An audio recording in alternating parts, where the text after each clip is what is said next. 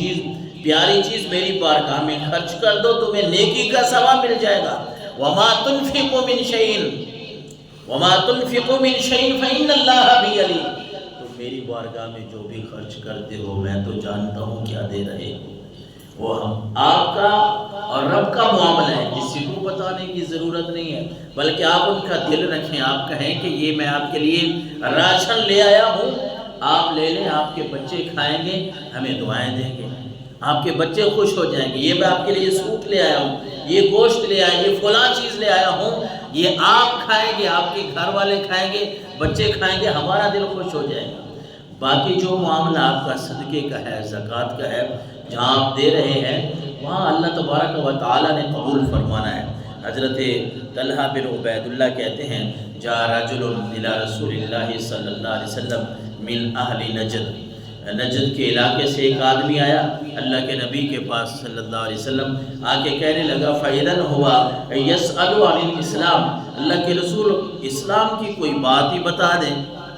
آپ صلی اللہ علیہ وسلم نے فرمایا خمس صلوات فی الیوم واللیلہ، اس بندے کو آپ نے فرمایا رات دن کی 5 نمازیں پڑھنی یہ فرض ہیں۔ تو جب اس نے یہ بات سنی تو کہنے لگا وہ آدمی کہ حل علیہ غیرہا، اس کے علاوہ بھی کوئی میرے اوپر نمازیں فرض ہیں؟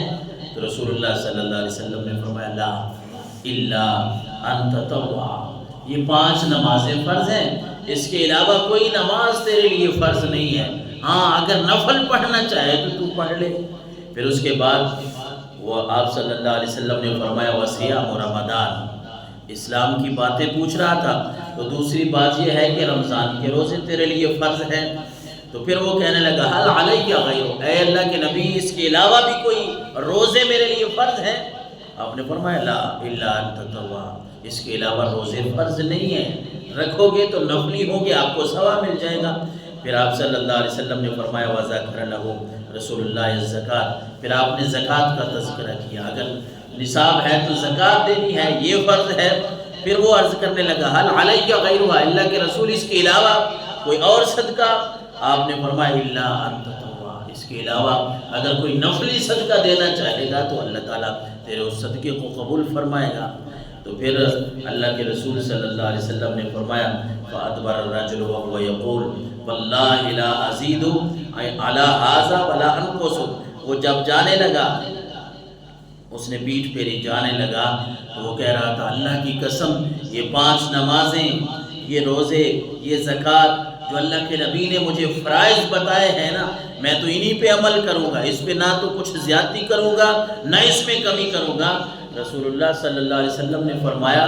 افلح ان صدق،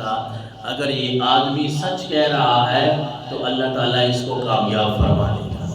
بندہ اگر فرائض بھی ادا کر لینا اور اس کے ساتھ جو نفلی صدقات ہیں، نفلی روزے ہیں، نفل جتنی بھی چیزیں ہیں ان کے اوپر عمل کر لے تو فابہا، پھر تو انسان کا سونے پہ سہاگا ہو جائے۔ کہ اللہ تبارک و تعالیٰ کے نبی صلی اللہ علیہ وسلم بنی اسرائیل کے بعض دفعہ یہ بھی ہوتا ہے کہ انسان، بخاری شریف میں یہ حدیث مبارکہ یہ واقعہ ملتا ہے 1421 نمبر پہ، کہ انسان جو ہے وہ کسی غیر مستحق کو، ایک بندہ مستحق نہیں ہوتا اس تک بندہ صدقہ دے دیتا ہے، کوئی چیز پہنچا دیتا ہے، بعد میں پتہ چلتا ہے تو پریشان ہونے کی پھر بھی ضرورت نہیں ہے۔ اللہ کے رسول صلی اللہ علیہ وسلم نے فرمایا اس کی طرف سے صدقہ ہو گیا، رب قبول فرما لے گا۔ وہ بنی اسرائیل کے ایک آدمی کا واقعہ اللہ کے رسول صلی اللہ علیہ وسلم نے اس حدیث مبارکہ میں اپنے صحابہ کرام کو سنایا۔ آپ نے فرمایا کہ ایک آدمی بنی اسرائیل کا تھا، اس نے یہ ارادہ کر لیا کہ آج میں نے صدقہ کرنا ہے، صدقہ ضرور کروں گا۔ تو صدقہ کرنے کا جب وقت آیا اسے پتہ نہیں چلا، کسی چور کو دے بیٹھا۔ بندہ وہ چور تھا، لوگوں میں صبح چیم گویاں ہو رہی تھی کہ لو جی فلاں نے چور کو صدقہ دے دیا ہے، اس چور تک صدقہ پہنچ گیا ہے۔ لیکن اس بندے کو جب پتہ چلا کہ میں تو چور کو صدقہ دے بیٹھا ہوں، اس نے پھر بھی الحمدللہ پڑھا، الحمدللہ۔ پھر دوسری رات آئی، پھر اس نے یہ سوچا، ارادہ کیا کہ یہ صدقہ جو ہے پھر میں نے آج کرنا ہے۔ پھر یہ ہوا صدقہ کرنے کے لیے جو نکلا کسی فاحشہ بدکار عورت کو دے بیٹھا۔ لوگ صبح پھر یہی باتیں کر رہے تھے، لو جی فلاں نے فلاں بدکار عورت کو صدقہ دے دیا ہے۔ انہیں پتہ چلا، انہوں نے پھر الحمدللہ پڑھا، اور اسی طرح جب الحمدللہ پڑھا پھر اللہ سے یہ دعا کی، اللہم لک الحمد علی سارق وعلی زانیہ۔ پھر ایک رات پھر ارادہ کیا، کسی امیر آدمی کو دے بیٹھا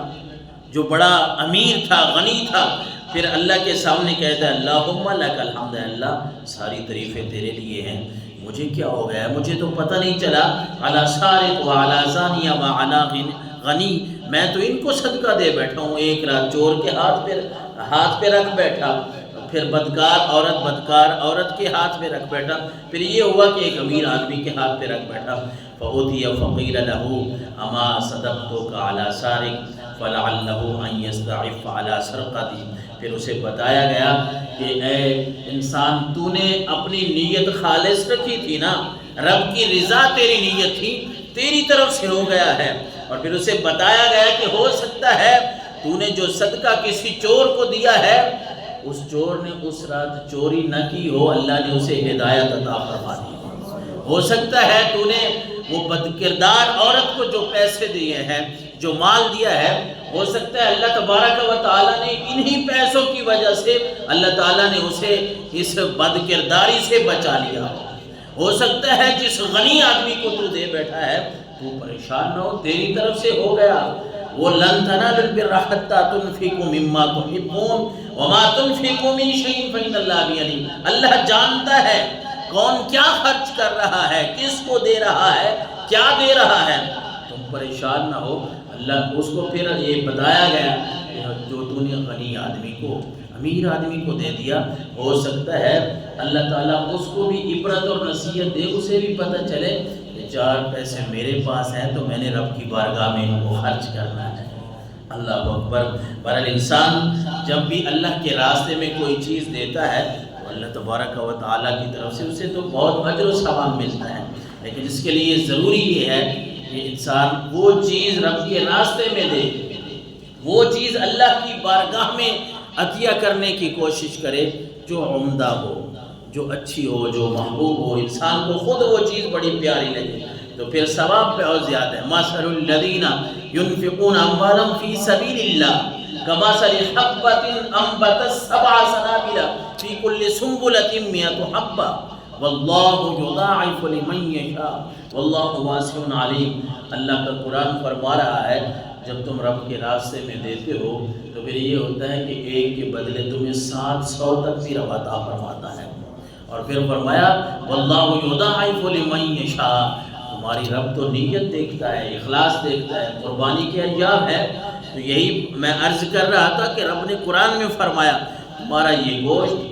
یہ خون، یہ مجھ تک نہیں پہنچتا، میں تقویٰ دیکھتا ہوں، پرہیزگاری دیکھتا ہوں، جس کا رب نے ہمیں حکم ارشاد فرمایا۔ قرآن بار بار ہمیں یہی باتیں سکھا رہا ہے، یا ایھا الذین آمنوا اتقوا اللہ، اے ایمان والو اللہ سے ڈر جاؤ، تقویٰ اختیار کرو، پرہیزگاری اختیار کرو۔ اور اللہ کے نبی صلی اللہ علیہ وسلم نے بھی فرمایا کہ تمہارے جسم میں ایک ایسا ٹکڑا ہے کہ اس کو صحیح کر لو، اگر وہ صحیح ہو گیا تو پھر تمہارا سارا جسم صحیح ہے، اگر وہ ٹکڑا خراب ہوا تو پھر سارا جسم خراب ہے۔ اور پھر آپ علیہ السلام نے دل کی طرف اشارہ فرمایا کہ وہ ٹکڑا جو جسم میں ہے وہ دل ہے، تمہاری نیت صاف ہونی چاہیے، تمہارا اخلاص وہ ہونا چاہیے، پھر آگے ثواب جو ہے وہ اللہ تبارک و تعالیٰ کے پاس ہے۔ اللہ کے قرآن کو پڑھیں تو سورہ توبہ کی آیت نمبر 79 میں اللہ نے یہ فرمایا الذین یلمزون المتطوعین من المؤمنین فی الصدقات والذین لا یجدون الا جہدہم فیسخرون منہم سخر اللہ منہم ولہم عذاب علیم۔ آج بھی دنیا میں ایسے لوگ پائے جاتے ہیں جو قربانی کے ایام ہیں، جو زیادہ قربانیاں کر رہے ہیں، ان کو کہیں گے لوگ دکھلاوا کر رہے ہیں، جس نے نہیں کی اس کی طاقت نہیں ہے، اس کے لیے بھی کہیں گے لو جی اچھا خاصا ہے یار، یہ فلانا کام کرتا ہے، اس کے حالات کا، اب میرے حالات کا، آپ کے حالات کا، ایک دوسرے کے حالات کا مکمل تو کسی کو پتہ نہیں ہے۔ ایک آدمی ہے ظاہراً وہ کوئی ہمیں لگتا ہے کہ کوئی اچھا کاروبار کر رہا ہے، لیکن حالات گھر کے اس کے اچھے مقروض ہو،